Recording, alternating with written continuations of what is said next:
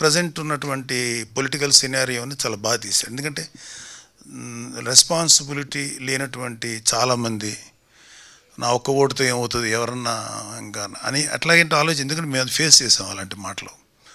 అందరూ మనతోనే ఉంటారు, అందరూ మనతోనే మీ అన్న మీకన్నా ఎవడన్నా గెలుస్తారు అనేవాడు. నాకు ఎందుకో డౌట్ వచ్చేది. నేను ఎంపీగా నిలబడ్డాను నరసాపురం, ప్రతివాడు మీరే కొడతారనేవాడు. నాకు కొంచెం భయంగా ఉండేది, డౌట్గా ఉండేది. నా డౌటే కరెక్ట్ అయింది, గెలవలేదు, థర్డ్ పొజిషన్ వచ్చాను నేను. సో ఈ రెండు రాజకీయాలను చూసిన తర్వాత ఆ సినిమాలో మా జనసేన ప్రస్థానం 2019 దాకా అనుకోవచ్చు మీ సినిమాని అక్కడ దాకా. అందుకే నాకైతే ఇంట్రెస్టింగ్ అనిపించింది.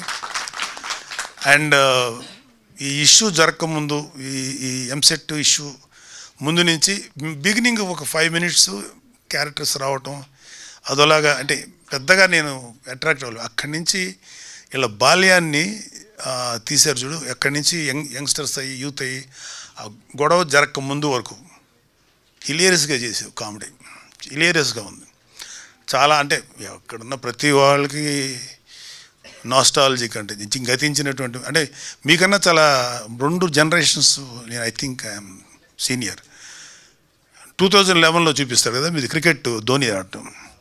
అప్పుడు నేను లైఫ్లో భయంకరంగా దెబ్బతిని అప్పుడే ఆ సినిమా చూసి గేమ్ చూశాను. ఒక చిన్న ఒక ఏదో తెలియని ఒక సైకలాజికల్ సపోర్ట్ అది అక్కడితో స్టార్ట్ అవుతుంది మీది. నాది అక్కడితో నా కెరీర్ అక్కడితో ఆపేశాను. సో కానీ వీళ్ళందరిది విలియమా అతను చర్చి వెళ్తాం, ఒక అమ్మాయిని లైన్ వేయటం, అమ్మాయినికి ముద్దు పెట్టాలని చేయటం, ఇంకొక అతను ఎవరు అబ్బాయి వచ్చాడా, ఇంకొక అతను రాలేదు కదా, అతను వీడియో క్యాసెట్లు తెచ్చిన ఇదే క్యాసెట్లు కదా సీడీస్ తెప్పించుకొని అమ్మాయి చూడటం, చిన్న బ్లాక్మెయిలింగ్ ధోరణిలో అవన్నీ చేశారు. తర్వాత అబ్బాయి శివ తను కథ స్టార్ట్ చేయటం, అతను ఒక ముస్లిం అమ్మాయిని చేసి సిస్టర్ అవుద్రా అంటే కొట్టేస్తా ఏముంటుంది ఏమంటుందండి ఫ్లేమ్స్ అంటే మాకు లేదు అది గేము అది ఉండేది. ఫ్లేమ్స్కి ఇన్వాల్వ్ అయ్యి అంటే చాలా సరదా గడిచిపోయింది. అంటే మేము కూడా కొన్ని చేసి ఉంటాం కదా ఆ ఏజ్లో. మావి కూడా ఒక 1-way ట్రాఫిక్ లవ్స్, వాళ్ళు మా ముఖం చూసేవాళ్ళు కాదు, పాడు కాదు, వాళ్ళతో మేము ఇలా మోగ్గా ఆరాధించేవాళ్ళం, పట్టించుకునేవాళ్ళు కాదు. ఇప్పటికే నాకు అర్థం కాదు, నేనే అంత బ్యాడ్గా ఉండే లుక్కేం కాదు, రీజనబుల్గానే ఉండేవాడిని. ఆ అమ్మాయిలు ఇష్టపడేవాళ్ళు వాడిని చూస్తేనేమో ఈడేంటి ఈడు ఇలా అన్నాడు, ఈడెందుకు ఈ అమ్మాయితో ఇలాగా లవ్ ఏర్పడిపోయింది, లేకపోతే వాట్ ఎవర్, నాకేం లోపం అని.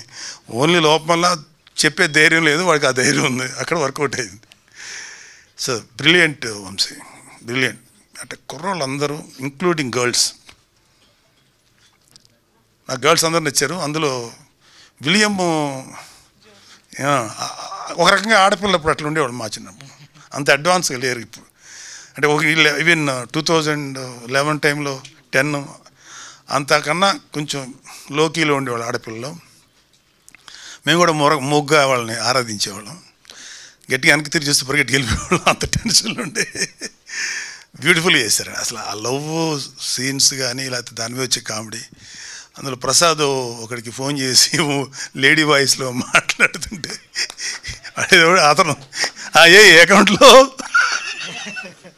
అది ఇలాంటి పనులు మేము అంటే ఇలా చేయలేదు. కానీ మాకు సినిమాకి వెళ్ళేవాళ్ళం, మేము సినిమాకి వెళ్ళేవాళ్ళం. మా నెల్లూరులో లీలా మాల్ ఉండేది, మేము పరిగెట్టుకుని వెళ్ళేవాళ్ళం.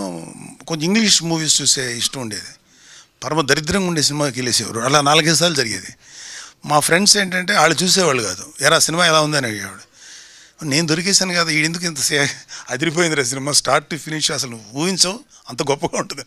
నెక్స్ట్ డే ఆడు వెళ్ళేవాడు, అమ్మాయి అతృప్తి, వాడు తిట్టేవాడు. ఇలాంటి కొన్ని పనులు చేసేవాడు మేము. అలాగే అందరినీ ఇట్లా ఏడిపించటం. అలాగే స్టేజ్ మీద ఎవడన్నా బాగా డ్యాన్స్ చేస్తే మాకు జలసి, మేము చేయలేము. అదేదో ఉంది కదా సీను, ఎవడో చేస్తుంటే కింద నుంచి అల్లరి చేసేది ఉంది ఫ్లేమ్స్ టైంలో. యా ఇక్కడ మా కాలేజీలో మీకు తెలిసే ఉంటుంది, సినిమాలో యాక్ట్ చేస్తున్నాడు బాలాజీ భవన్ అని, రోహిణి వాళ్ళ అన్నయ్య, అతను మేము ఒకే కాలేజీ. పాపం అబ్బాయి కమలా హాసన్ లాగా చాలా బాగా డ్యాన్స్ చేసేవాడు. మా కుళ్ళు మేము చేయలేము. మరి ఏం చేయాలంటే అతను స్టేజ్ మీద ఉంటే గోల్ చేసేవాళ్ళు, స్టేజ్ మీద దింపేసి అంత తప్పు పనులు చేసేవాళ్ళు. ఇప్పుడు అనిపిస్తాయి ఎంత తప్పుడు పనులు చేసాం, ఒక కళాకారుని అవమానించేవాళ్ళు. సో అవన్నీ గుర్తొచ్చినాయి నాకు మీ సినిమా చూస్తున్నంతసేపు. Really mind blowing.